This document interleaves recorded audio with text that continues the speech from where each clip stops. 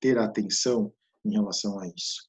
Então, ó, quando a gente fala em Idade Média, a gente está falando de que aspecto e de que coisas. Então, ó, a primeira coisa que a gente tem que pôr na cabeça de vocês é, ao falar de Idade Média, a Idade Média foi vista muitas vezes de uma maneira preconceituosa.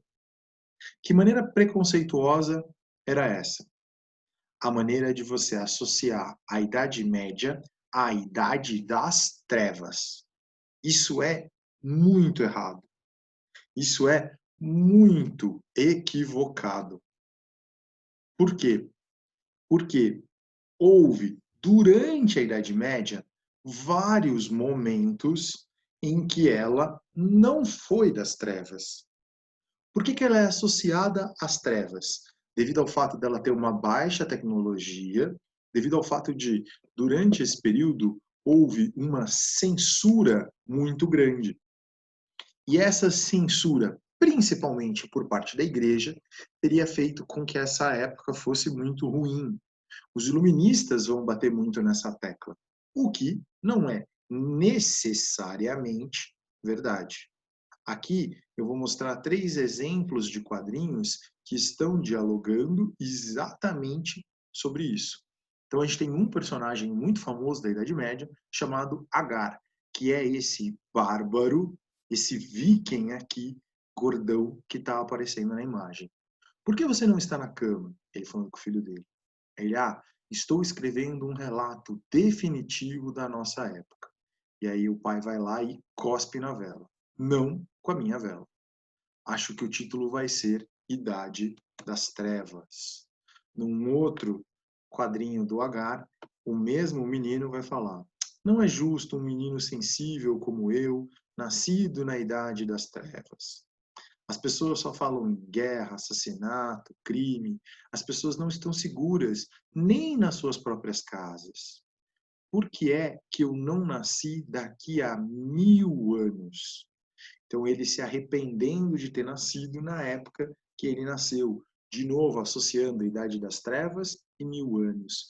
Um dos nomes, uma das maneiras de se chamar a Idade Média vai ser a Noite de 1000 anos. Também num sentido extremamente pejorativo e negativo. Uma última. Que horas são, sobretudo? Meio-dia, Agar. É chato viver na Idade das Trevas. Os personagens da Idade Média sabiam que eles estavam vivendo na Idade das Trevas? Não. Sabiam que eles estavam vivendo na Idade Média? Também não. Aqui, chamar ela de Idade Média e chamar ela de Idade das Trevas é um nome que vai aparecer muitos anos depois. E os habitantes daquele período não tinham a menor ideia de que o tempo histórico que eles estavam vivendo ia receber tantos adjetivos negativos como esse. Então, aqui, esse é um aspecto importante desse processo. A Idade Média vai ser entre a queda do Império Romano do Oriente, quando os hunos tomam conta de Roma, até a queda do Império Bizantino, em 1453. Então, ó, por isso que se fala na noite de 1000 anos. Tecnicamente, é menos de 1000 anos, mas é muito perto, né? 476 a 1453, faltou ali 23 anos para você completar esses 1000 anos de Idade Média. Ou seja, um período grande, lento, devagar, aonde você vai, historicamente, dividi-lo em 2. Você vai ter o período chamado de Alta Idade Média, então não se esqueça disso. Nós temos o período da Alta Idade Média, do século V até o século X. E depois a gente vai ter o segundo momento, que vai ser o momento da Baixa Idade Média. Cuidado! Sobre a Idade Média, a gente vai primeiro falar sobre alta e depois falar sobre baixa. O que significa? Que primeiro você vai ter o apogeu e depois você vai ter a queda, tá bom? Não confunde essas duas coisas. Achar que primeiro vem a baixa para depois vem a alta. Não. Primeiro veio a alta, as coisas funcionaram, estavam funcionando super bem, e aí de repente elas começaram a cair. E aí vai ser o fim da Idade Média lá no final. Tudo bem? Então, ó, passando aqui, a gente vai ter, como a gente estava conversando ainda sobre os romanos, as invasões bárbaras no Império Romano. Um Império Romano que vai tomar um susto com essas invasões. Quem eram esses invasores? Esses invasores vão ser chamados, como eu falei agora, bárbaros. Bárbaros é um adjetivo que é negativo. Bárbaro é o contrário de civilizado. O que é uma pessoa civilizada? Uma pessoa que é bem comportada, que segue as regras, que tem um cuidado em relação ao outro. Quando a gente fala de civilização e barbárie, ou bárbaros e civilizado, a gente está opondo essas duas coisas.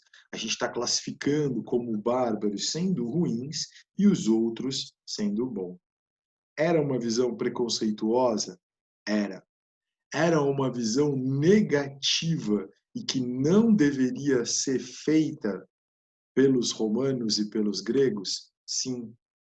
Mas os gregos, que vão influenciar muito os romanos, tinham um aspecto chamado xenofobia. A gente falou sobre isso. O ódio ao estrangeiro. E aí esse ódio ao estrangeiro fazia com que o estrangeiro fosse visto como a pior das coisas. E ser estrangeiro significava ser bárbaro. Só o fato de você não falar latim te transformava num bárbaro.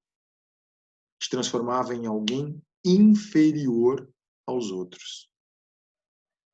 Então, essas invasões bárbaras, desses outros povos entrando e destruindo com o Império Romano, vão causar um medo generalizado, desde o patrício mais rico até o escravo mais explorado, todos vão ficar com medo. E é por causa desse medo que a gente vai viver um processo chamado êxodo urbano. O que é o êxodo urbano? Fuga. Êxodo tem a ver com fuga. Fuga urbana. As pessoas estão saindo da cidade e indo para o campo. É a saída da cidade e a ida para o campo. Por que as pessoas estão indo para o campo? Buscar proteção. Buscar estarem vivas diante dessa invasão bárbara que, além de agressiva, era preocupante dentro desse cenário. Então aqui, esse vai ser um aspecto fundamental em relação ao que está acontecendo nessa sociedade. É uma sociedade que está fugindo da cidade e está indo em direção ao campo. Está indo buscar nesse campo a proteção. Obviamente, quem tinha mais chance de se proteger? Os patrícios e seus descendentes.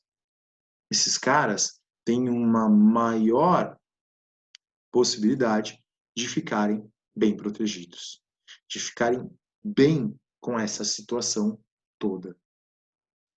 E é o que a gente vai ver acontecendo nesse período. E aí, antes da gente chegar lá, a gente tem que conversar sobre quem estava invadindo essa sociedade romana. O que estava transformando essa sociedade romana. E aí a gente vai chamar, usando o nome que eles próprios receberam dos romanos, reinos bárbaros. Reinos diferentes dos romanos. Além deles terem uma língua diferente, quais eram as outras características que eles vão ter de diferentes? Tradição tribal. O que é isso? É a ideia de tribo. a ideia de que todos são meio parentes, a ideia de que todos fazem parte de uma mesma comunidade, de uma comunidade importante, de uma comunidade que deve ser preservada, deve ser cuidada. E aí, por causa dessa situação, você vai ter uma série de questões, como, por exemplo, duas tradições com C que eles tinham era o comitatus e o colonato. No comitatus, você vai ter o seguinte, então vamos supor que eu vou para a guerra. E aí eu vou para a guerra e eu levo os meus soldados. Eu levo os meus melhores soldados para poder guerrear comigo. Então aí, na hora que eu estou indo para a guerra, eu levo. Peraí que o Heitor aqui entrou. Eu estou indo para a guerra e aí eu vou levar. Eu levo o Hugo, o Daniel, o Igor. Eu levo esses 3 soldados junto comigo. Aí eles vão lá me ajudar a combater nesta guerra. A gente vai lá e vai lutar contra o Matheus Bottoli. Aí a gente começa a guerrear e no meio dessa batalha, no meio dessa disputa, a gente vence o Bottoli. E aí a gente consegue tomar todas as terras do Bottoli pra gente. O que eu vou fazer? Bom, o Daniel, que ficou com medo da batalha e saiu correndo, não vai ganhar nada. O Hugo e o Igor, que foram parceiro e me ajudaram na batalha, eu vou dividir um pedaço da terra conquistada com eles. E aí agora a gente vai ter uma ligação de honra. Um código de guerreiro, uma honra entre os guerreiros. Então eu vou dar a minha terra um pedaço da terra que a gente roubou do Bottoli, eu vou dar um pedaço dessa terra para o Igor e para o Hugo. E eles vão agora fazer comigo uma aliança para sempre. Uma aliança que vai, sempre que for necessário, eu posso chamar a ajuda deles e eles vão me ajudar por causa do Comitatus. Eles se tornaram meus soldados, sabendo que se eles lutassem bem, eles podiam ganhar um pedaço de terra. Eles podiam ganhar algo em troca que valia a pena. Tudo bem? O outro... Fala aí, Igão. Ainda não, pô. Você perguntou se tá tudo bem, eu falei, já é. Já é, entendi. É nóis. A outra tradição tribal vai ser o colonato. O que era o colonato? O trabalho pago com produção agrícola. O que significa isso? Significa que você vai, por exemplo, colocar alguém para trabalhar nas suas terras, mas você não vai pagar dinheiro para ela. Rafa, como que ela vai trabalhar sem ganhar dinheiro?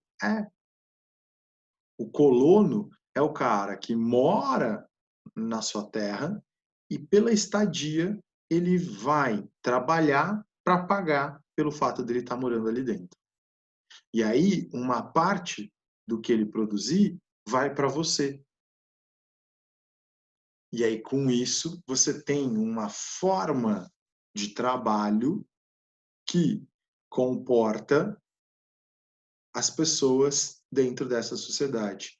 Numa sociedade, como a gente falou, que acabou as conquistas, que acabou os escravos, o colonato surgiu como uma excelente opção, como uma excelente substituição da mão de obra. E essa nova sociedade misturada com romanos e bárbaros vai gostar da ideia do colonato. Outra questão aqui importante, ó, as leis baseadas nos costumes. Por que as leis baseadas nos costumes vão ser importantes? Porque a tradição romana era lei escrita. desde a lei da Cananeia. E aí, isso representava o quê? Bom, a lei baseada na tradição é uma lei mais conservadora, porque você vai demorar muito para mudar os hábitos. Isso pode gerar algumas coisas idiotas, como, por exemplo, na Inglaterra, e eles usam as leis baseadas nos costumes, você não pode falar mal da rainha em território inglês. O que isso significa? Significa que, por exemplo, quando o Sex Pistols fez uma música que eles queriam falar mal da rainha, eles subiram num banquinho para poder tocar a música na Inglaterra. Aí você olha para mim e fala assim, Rafa, mas peraí, qual a diferença de você estar num banquinho e você estar num palco? Para os ingleses, se você está num banquinho, você não está no solo inglês. Logo, você pode falar mal da rainha se você está ali em cima. Se você está nessa outra condição. E aí lá você pode falar. A rainha, o rei, essas coisas monárquicas na Inglaterra, elas são levadas muito a sério. Como, por exemplo, a Peppa Pig, a única personagem que é humana é a rainha da Inglaterra. Todos os outros personagens do desenho são animais. A única ser humana que aparece no desenho é a rainha. Por quê? Porque a rainha da Inglaterra não pode ser zoada na Inglaterra. Eles têm muitos problemas com isso, de você, tipo, zoar a rainha da Inglaterra. Então, aqui é uma das questões, né?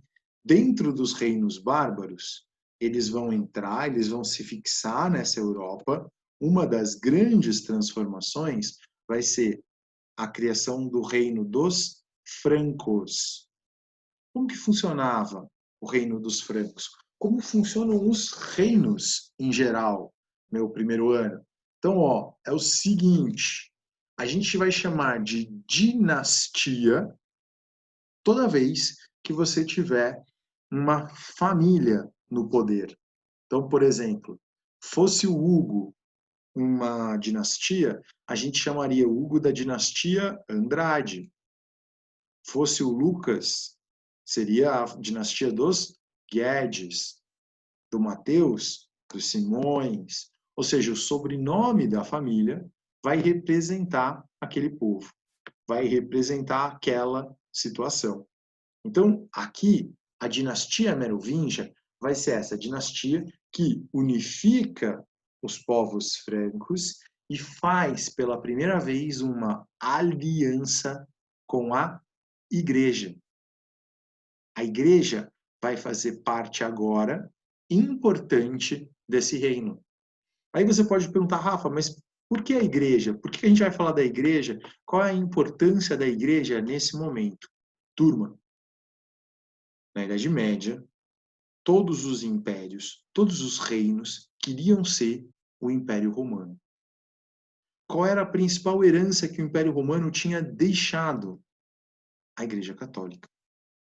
Porque como caiu na prova, e alguns de vocês acertaram, quando a gente fala do Império Romano, a gente está falando de uma igreja que foi perseguida, permitida, depois se tornou oficial. Então, quando acaba o Império Romano, a Igreja Católica é a sua representante. E agora, os francos vão fazer uma aliança com a Igreja para que a Igreja reconheça eles, não mais como bárbaros, mas cada vez mais como um reino importante, um reino relevante. A história do mundo ainda vai trazer uma outra relação com a igreja muito importante, que foi a Batalha de Poitiers. Você fala assim, Rafa, mas por que essa batalha é importante? Porque essa batalha foi travada entre a expansão islâmica e o Carlos Martel. E o Carlos Martel vai conseguir barrar o avanço do islamismo na Europa. A hora que eles chegam numa região da França chamada Pirineus, você tem essa batalha e os árabes vão recuar depois de perderem a batalha por Carlos Martel. Carlos Martel, ele era o prefeito da cidade.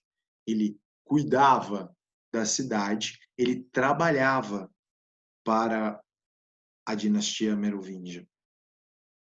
Só que ele vai muito bem na organização e na maneira de conseguir garantir a vitória dos francos em relação a tudo isso.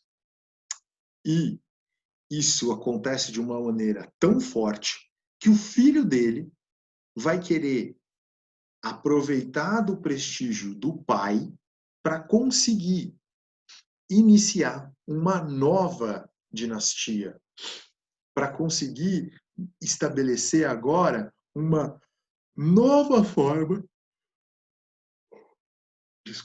uma nova forma de se organizar. E essa nova forma de se organizar, e aí, enfim, agora aguenta todas as 1000 piadas idiotas que os meninos vão fazer. Meninas, desculpa, eu tenho que já pedir isso antecipadamente. O filho do Carlos Martel se chamava Pipino o Breve. Mais conhecido como Igão. Sai fora, mano. Esses Conhecida como Igão. Começou.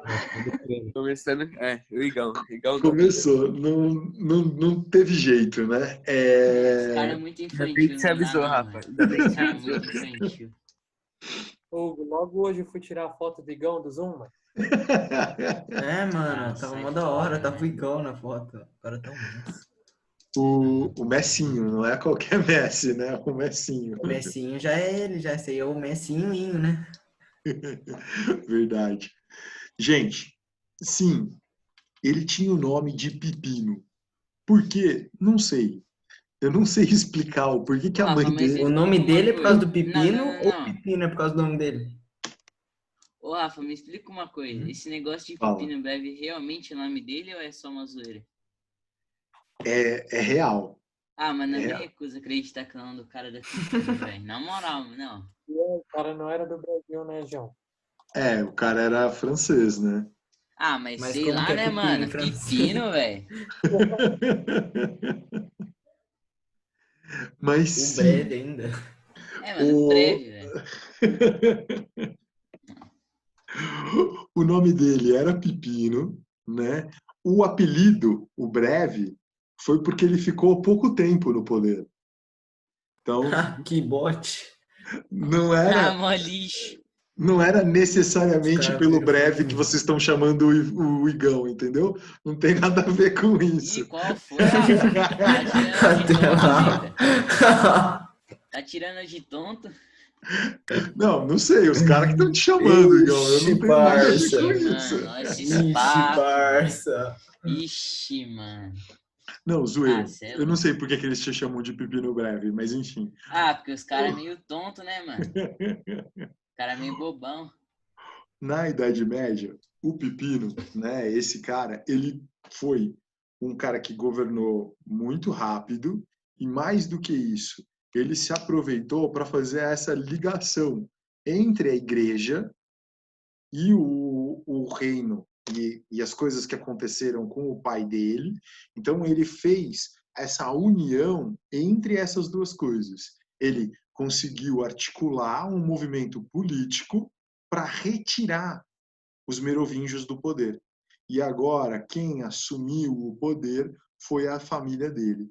A família dele é que vai começar a ter essa importância, né, e estar nesse lugar, né, estar nessa condição de, nós mandamos devido ao fato de o Carlos Martel ter sido um excelente governante, um excelente,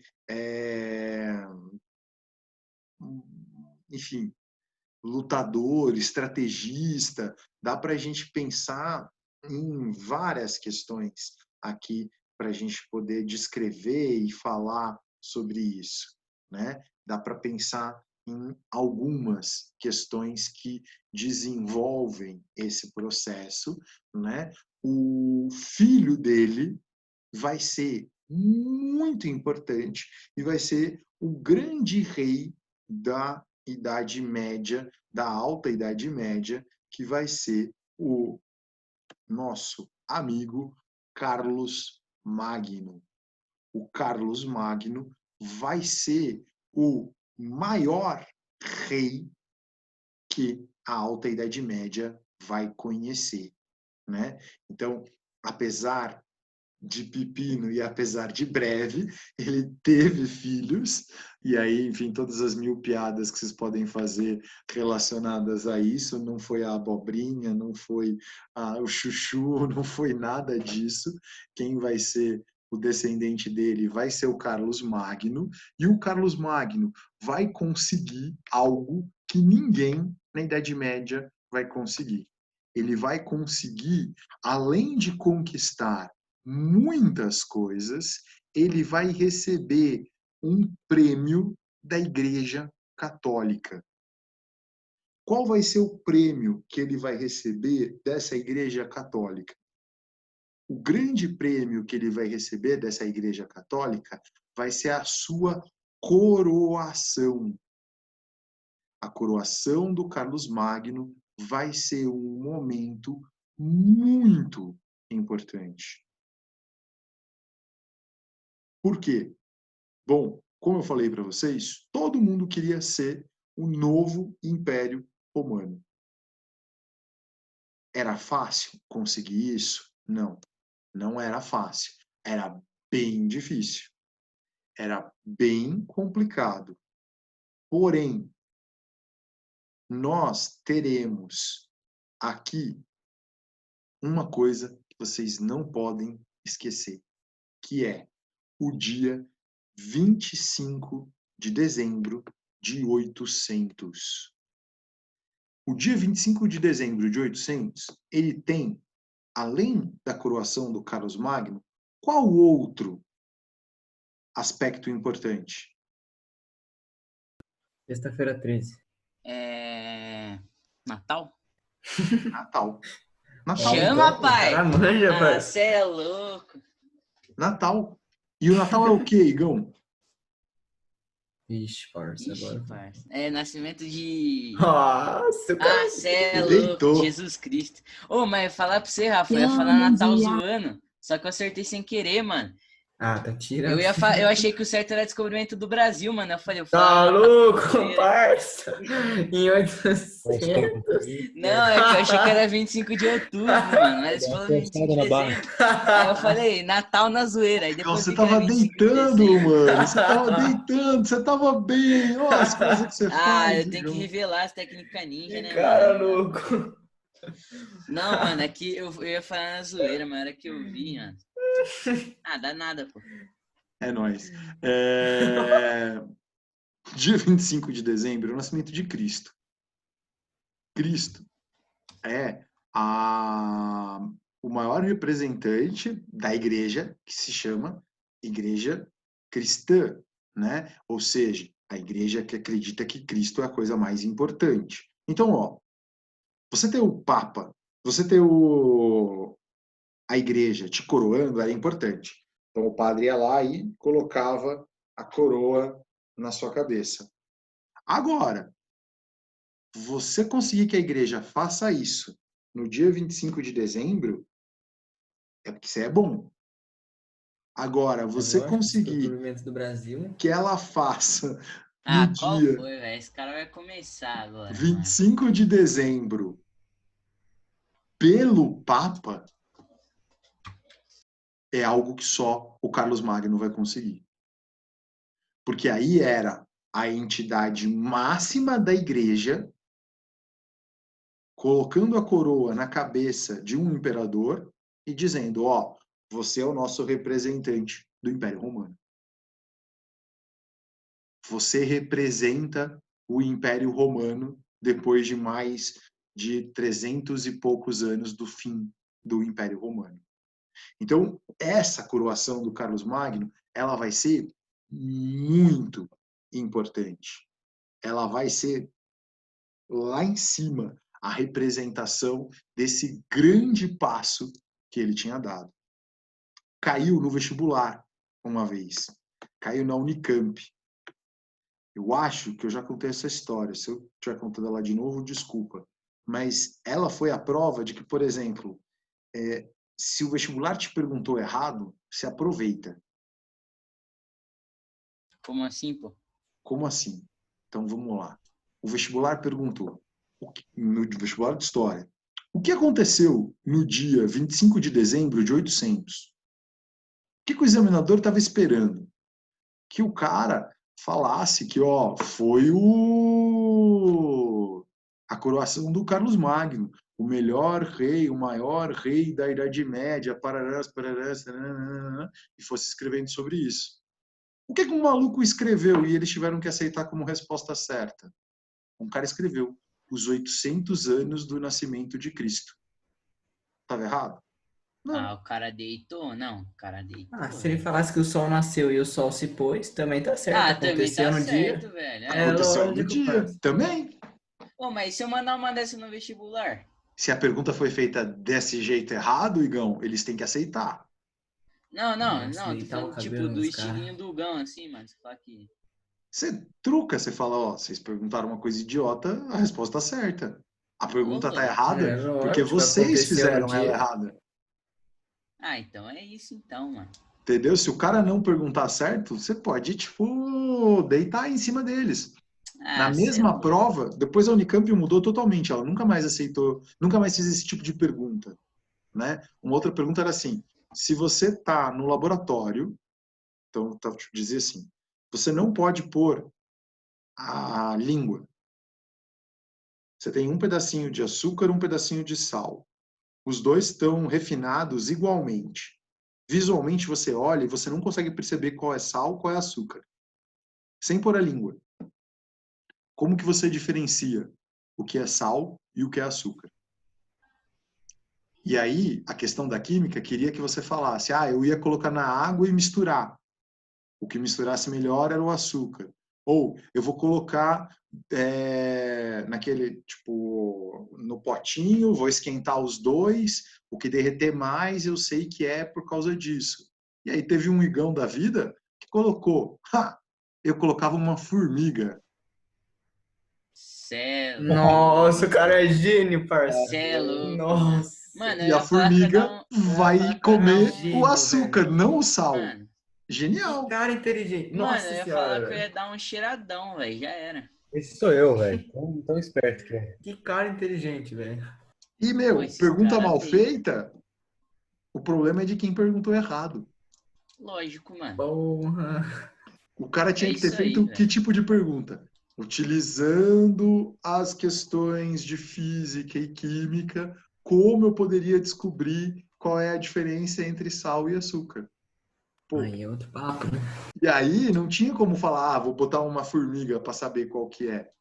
Mano. Mas como o cara deixou aberto, a pergunta estava mal Mas os feita. caras é tonto também. Os caras deitaram. Os caras Os caras fazem as perguntas tudo pela coxa, mano. Tá tirando. Né? E aí tem sempre alguém que se aproveita. Aqui o Lógico. da coroação do Papa é a mesma coisa. É importante que o Carlos Magno foi coroado nesse dia, mas também tem um monte de coisa que aconteceu nesse dia que você pode imaginar. Como disse o Gão, e dava até para aumentar, com certeza alguém morreu naquele dia, com certeza alguém nasceu naquele dia, porque as pessoas nascem e morrem todos os dias, É, lógico. né? Então, também é uma outra maneira de você falar sobre isso. Nessa Idade Média, o Carlos Magno, além de conquistar, além de conseguir o apoio da igreja, ele vai ser um cara que vai desenvolver a cultura também. Então, ele vai fazer uma coisa chamada copistas. O que era copistas? Então, as meninas da sala poderiam ser copistas. Muitas das meninas adoram ter a letra muito bem feita no caderno. Faz aquela letrinha, passa o estabilo. Eu também. E tal. Nossa, o Hugo poderia ser. A minha é zica, falei. O cara deita, mano. esse tipo de letra, né? E essas pessoas, elas eram pagas para copiar os livros, porque não existia impressão. Então, se você quisesse ter 2 livros, você precisava que alguém copiasse ele à mão, o que era um Mas o livro trabalho, inteiro? o livro inteiro. Você tá louco. E um dos livros mais copiados da época era a Bíblia. Meio. E para quem já viu uma em casa, é um toroço de histórias ali escrita. Imagina Parece você... as lições que o Rafa passa pra nós, copiar no lousa. Ah, Ah, para. não, fala aí. Na Se lousa juntar um todas as pouquinho, na lousas que lousa eu, um pouquinho, na se lousa um juntar pouquinho. todas as lousas que o Rafa pediu pra nós copiar, dá umas 3 bíblias. No nono ano eu puxava. E aí você faz o quê? Você tinha que copiar. Só que era caro, porque você precisava pagar alguém para fazer isso. E o Carlos Magno vai desenvolver várias bibliotecas incentivando os copistas e levando o conhecimento para depois. Porque ele foi um cara que foi alfabetizado depois de velho. E aí ele teve uma relação com a cultura e com o conhecimento muito profunda. E por isso vai acontecer um movimento chamado Renascimento Carolíngio, na questão cultural. Por quê? Porque era a dinastia carolíngia fazendo esse desenvolvimento cultural. O Carlos Magno vai desenvolver uma divisão da administração. Então, ele é que vai criar, por exemplo, a ideia de você fazer os ducados, os marcos. O que é isso? Você vai pegar uma quantidade de terra e você vai dividir. Então, eu tenho a minha terra. Vamos supor, eu vou começar a desenhar aqui para ficar mais fácil. Então, eu tenho essa quantidade de terra aqui que eu conquistei. Lá no nosso exemplo, a gente roubou ela do Bótolo. O que eu faço? Eu divido. E aí, ao chamar isso de ducado, então eu vou dar isso para um duque. Então, agora eu vou ter aqui os ducados, por exemplo. Com os ducados, acontece o quê? Eu tenho uma divisão dessa terra. Então, aqui vai ter o duque. Aí pode ser o duque de Socorro, ou alguém que vai ter o título de que ele é que é o dono dessa terra. Ele que é o cara que manda nesse lugar. Com isso, ele descentraliza o poder, usando a ideia do comitatus, ou seja, ele vai dar esse poder para alguém que ele conhece e confia, que é parceiro dele, mas que vai poder estabelecer um governo naquele lugar. O Carlos Magno, como qualquer pessoa, vai chegar um dia que ele vai morrer. E aí a gente vai ter um problemaço, que é os seus descendentes vão brigar e dividir o seu território.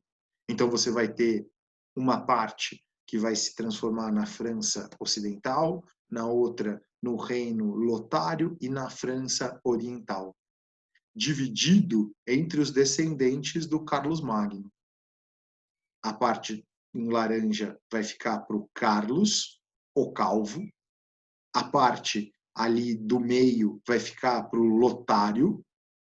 E a última vai ficar para o Luís, o Germânico. E aí, com isso, você teve a divisão do Império Franco e agora, cada vez mais, uma fragmentação desse processo. Tudo bem? Beleza. Beleza? Agora a gente vai fazer 10 minutinhos de intervalo e daqui a pouco eu volto, tá bom? Já é. Valeu.